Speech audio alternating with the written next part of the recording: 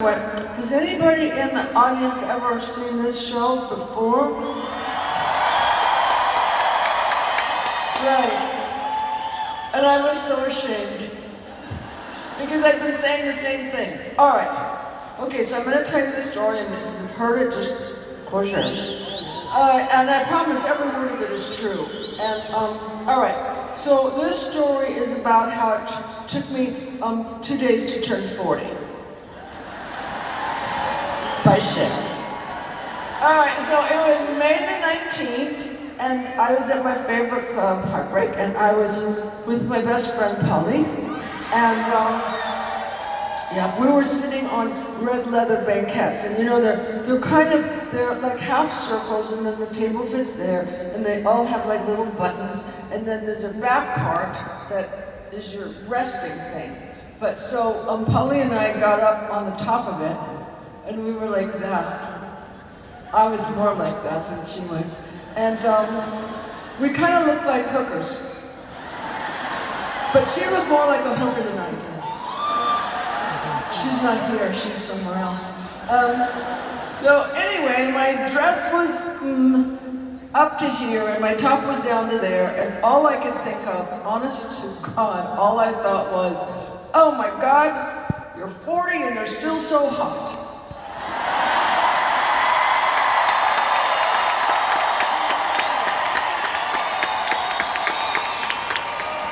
Yeah. Okay. Well, all right, this is the deal. I was just about to make a Moonstruck with Nicky Cage. Yes. And Nicky was 21. And all I'm saying is... Okay? It was 21. I looked better.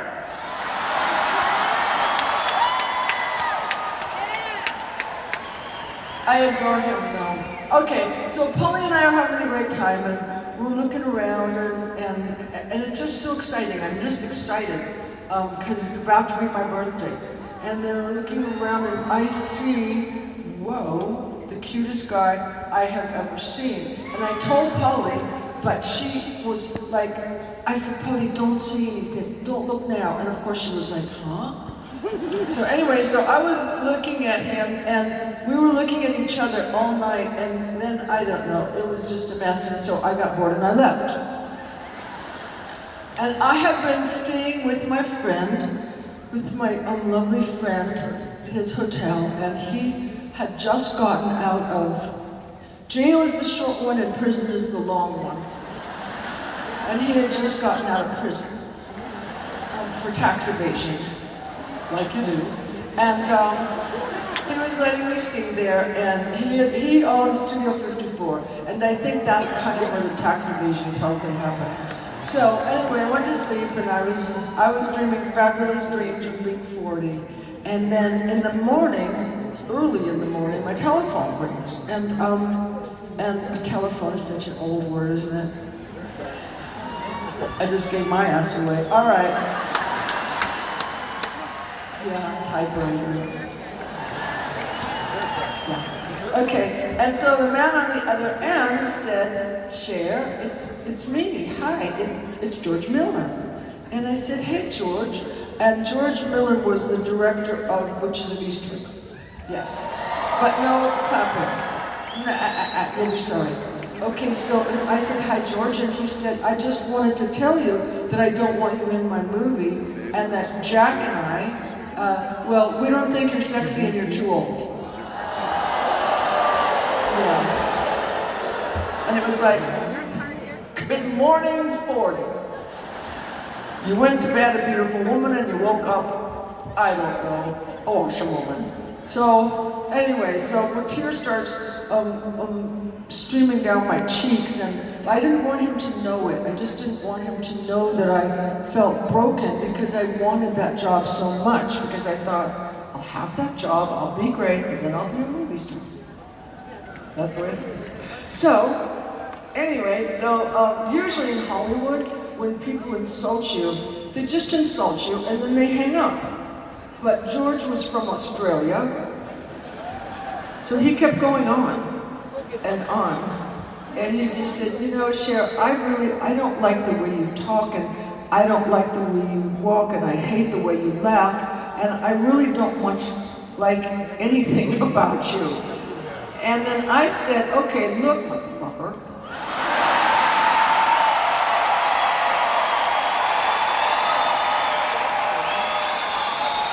I said, you're gonna find me under a rock. I was nominated for an Academy Award for Silkwood. And I won the Best Actress Award at Cannes Film Festival for Mask. So click. That's what happens when Taurus gets angry. Anyway, the tears are still streaming down my face, and even though I was being brave, I was heartbroken, and I was kind of crushed. So my tears were just, I couldn't really stop them, you know, and there was even like going along with them, and which is always great for an actress. Anyway, so then all of a sudden I'm crying and everything is broken and everything is terrible, and all of a sudden I think, oh my God, these are fabulous tears. These are the kind of tears you pray for. If you look down like that, you kind of look like a Madonna. And not the blonde one.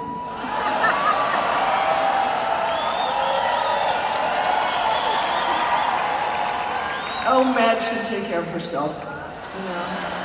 She's a big girl.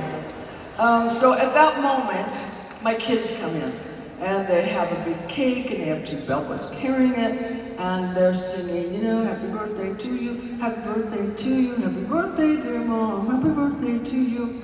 And then they look at me and they go, Mom, what's the matter? Why are you crying? It's your birthday, why are you crying? And I was like,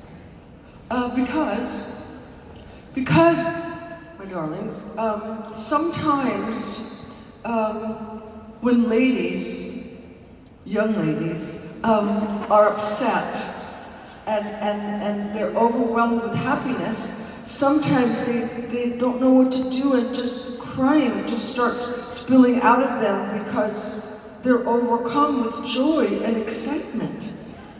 And they said, okay. And I went, all right, now run along and we'll have the cake later after 7:30 in the morning. So, oh, I forgot to tell you. All right, I always do this. Okay, so you know I told you I was staying with my fabulous friend from prison. And I owed him $28,000 and I didn't have it. All right, and there's another thing. Now, this one won't seem, this one's gonna seem so far to the left. It's gonna be like Bernie Sanders, that's how far to the left. Okay? So, I just thought that up. I'm hilarious in English. Okay. Wasn't that funny in German? Like you do. All right, so, anyway, so for a long time, for years and years and years, David Letterman, the producers had wanted me to be on his show, but I never wanted to. Okay. Now we're cooking with gas. All right. So it's 3 days before my birthday, and I get a call from the producer, and he said, Cher, how would you like to spend your birthday with Dave? And I went, I would love to, for $28,000. And he said, well, we don't do that. And I said, well, neither do I. So, hung up. And then 20 minutes later, he called me back and said, okay, we're gonna do it. And I was like, choo-choo. And, but while we were on the telephone, such a stupid move on my part, he said, so tell me, Cher, why haven't you ever wanted to do our show? And like an idiot, I said, well, because David's very funny and he's really smart, but sometimes when he gets a guest on that he thinks is kind of beneath him, he can be a real asshole. So the producer agreed with me and we hung up. So it was the night of my birthday, and Dave and I were in chairs, and he was sitting here and I was sitting here. He was being funny and I was being funny, and he was being funny and I was being much funnier. But in the middle of all of this jocularity, Dave looks at me and he goes, so tell me, Cher, why haven't you ever wanted to be on my show? And it was like my mind exploded. Because in those days, in the telephone days, you weren't allowed to say bad words. And so I didn't know what I was going to do. If I lied, then the interview was over for me. But I was like, things were going through my head so quickly. And before I could even stop it, out of my mouth came, because I thought you were an asshole. I was trying to stuff it back in, but it was out. So anyway, Dave said he was traumatized for 5 years. I think he was a drama queen, maybe it was 3. So, but on my birthday, we became friends, and on my birthday he sends me lovely birthday cards, and they're kind of usually low with like satin and kittens and birds and little, I don't know, that kind of stuff. And but on the inside, he writes me beautiful sentiment, in script, and it's always very sweet.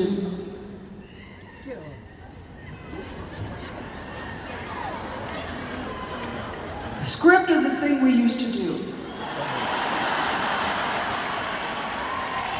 and it's curly, and I still do it. I have my Oscar Wilde fountain pen. And I still do script, but you're never going to need it. So okay, so where were we? All right, so at the bottom of this last beautiful birthday card, there was a P.S. And the P.S. said, "P.S. My mom always likes Sunny better." Yeah, it was kind of rough. Anyway, so that was then, I was 40, and this is now, and I'm not. And I don't really like to tell people my age. I really hate it. But I tell it because I want young women to know that they can do anything, and I want old women to do anything.